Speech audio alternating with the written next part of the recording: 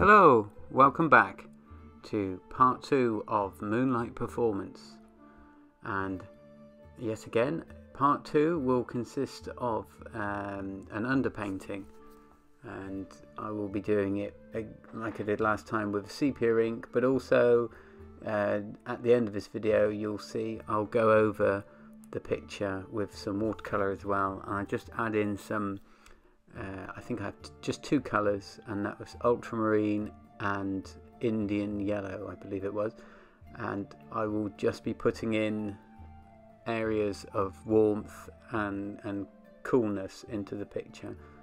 So I'll talk about that more when we get there, but at the moment I am just starting to build up the values of the painting with the sepia ink. I tend to, as you can see there off to the left, my palette has that gradient of the different gradient of sepia ink in each well. So I'll just build it up gradually as I normally do. I've never been one to go straight in with very saturated colours or very like the saturated ink. I just prefer to build it up gradually, because that way I can there's less chance of mistakes, less chance of things that I can't undo. If you do it gradually, you can just build it up, and then you can really add those values, that tonal range, the shadows and the highlights. So yeah, I tend to build it up with one of the more diluted inks first, and then start adding in the less diluted inks as I go on, except in those areas where I know it's going to be dark. So the inside of the ears I've done, and as you can see underneath the cloak, I've gone in straight away with one of the less diluted inks.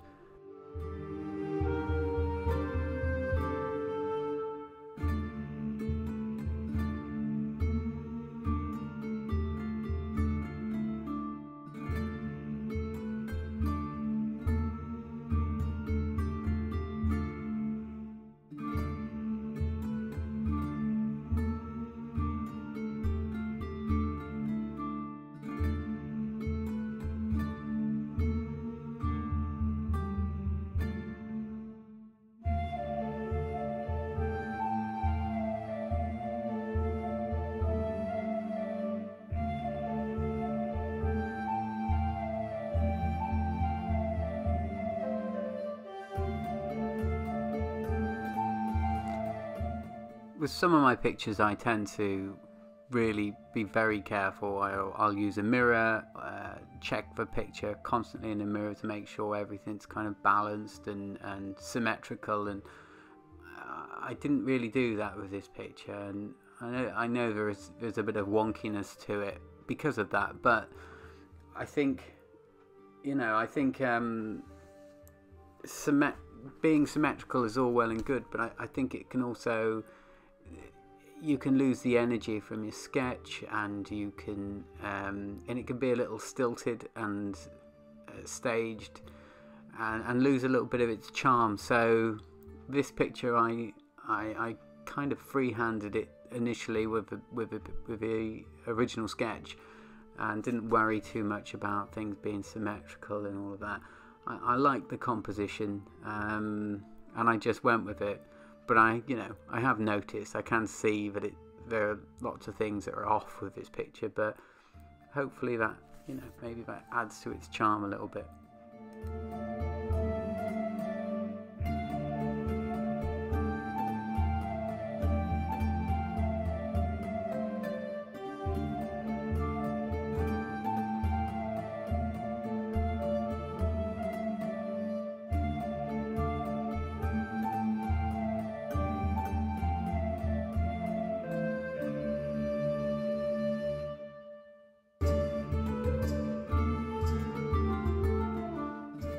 I hope that you like the music I've chosen for these videos.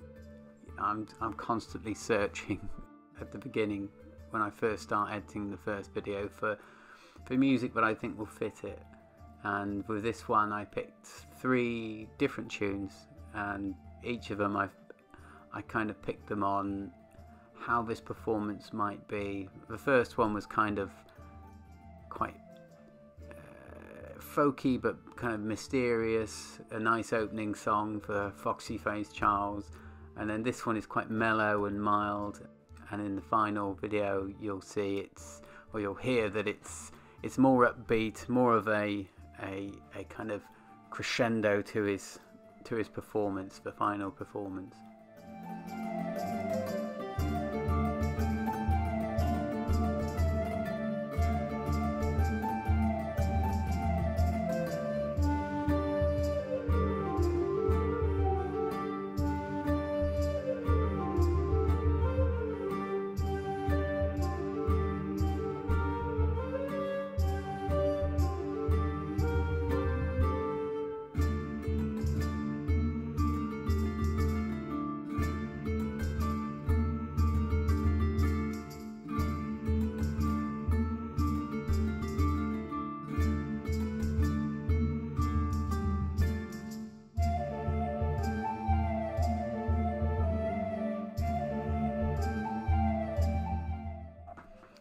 I do really like folk music, particularly unusual instruments and things like that. I mean, I really do like the sound of the melodeon, which is what he's playing here.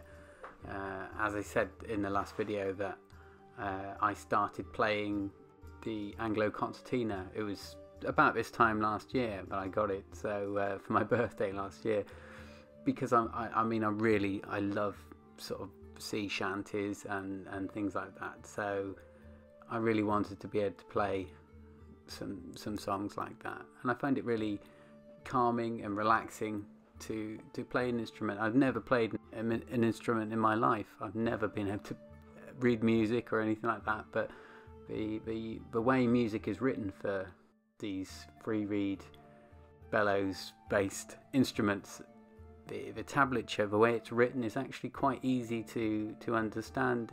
You don't need to be able to read music to play. It helps, I'm sure, because it's been a very long journey for me. This last year it's been quite difficult. The one instrument though I would love and I adore the sound of is the hurdy-gurdy. If you've ever seen a hurdy-gurdy, but the sound it makes is haunting. It's so kind of a mixture of medieval and I would say kind of Middle Eastern almost, but it's such a fantastic sound to it. So one day maybe I'll do a painting with a hurdy-gurdy in it.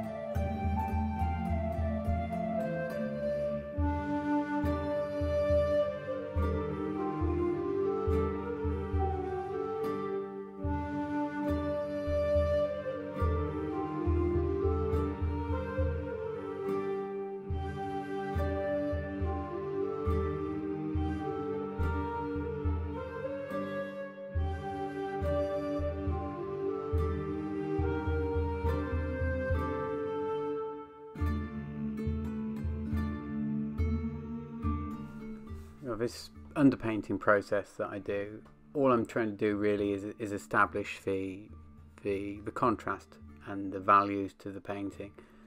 So I'm going from the lightest lights to the darkest darks and trying to balance out the picture to give depth to it, like under the trees there and in between the trees going back into the forest.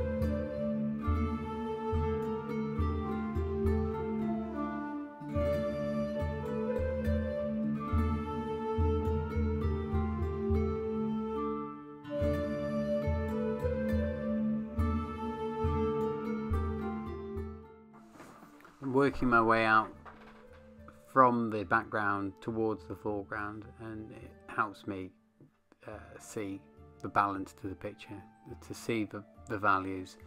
So I started with the fox because he's the main focal point of the picture, but then I've done a background around him, and now I'm moving towards the foreground, doing the floor and around the fire, and then I will do the curtains, and then lastly I will do the animals in the foreground.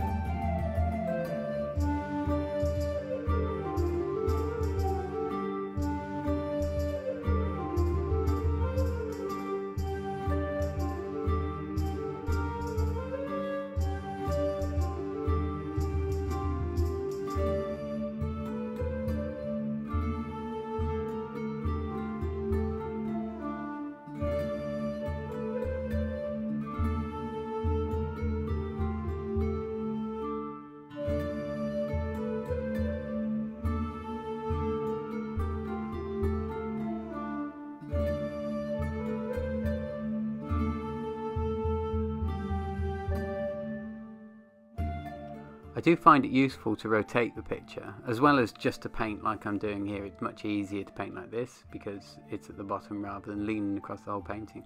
But I find when you rotate the picture around, you get a better sense of the balance of the picture, and of the contrast and the tonal range of the picture. So in this underpainting stage, I find it really useful to rotate it about, because your eye stops looking at the actual image and sees the overall thing. You stop looking at the individual elements, say the fox or the curtains or the other animals, and you see the picture as a whole when you turn it around like that.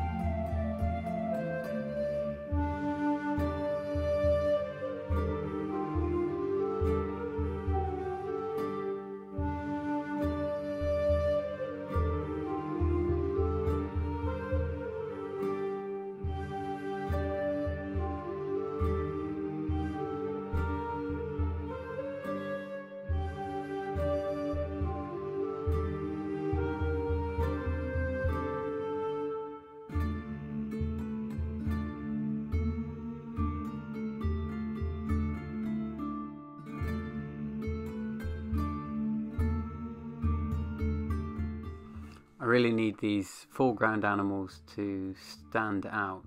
I need them to feel like they're closer to you, but also I don't want them to become the focal point. So it's a tricky kind of balance, really. So I keep on darkening it down, but I want them to have the highlights from the flickering fire in front of them, but I also don't want them to be the first thing you look at. So yeah, hopefully I succeeded in that, but you'll have to see what you think.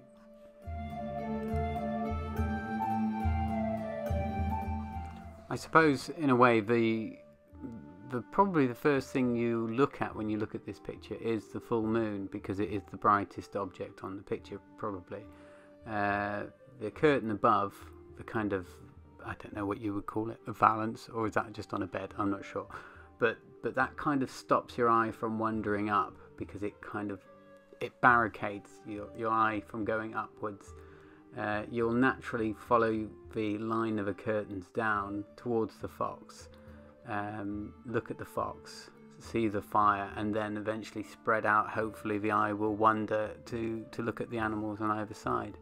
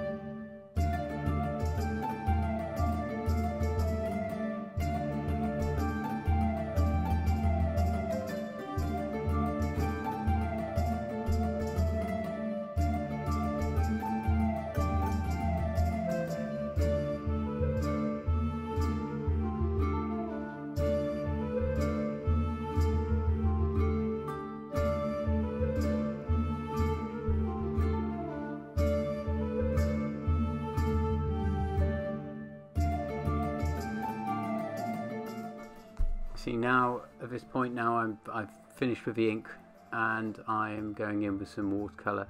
I'm going in with some ultramarine at the moment, just adding it to the areas which I think are going to be cooler, where the light of the warm fire isn't affecting them. It's not a heavy wash, it's not very pigmented, but it's enough, I think, to establish what areas are cool or what areas are warm. And because of a sort of translucent or transparent properties of watercolour, those kind of cools and warms will show through to a certain degree. So these sort of inner parts of the curtains, I'm adding those areas. In the areas of shadow, I'm adding the blue, and on the trees in the background, where it won't be affected so much by the light from the fire, adding in those kind of cool colours. And then I will switch over to the Indian yellow to add those warm areas, which is what I'm doing now.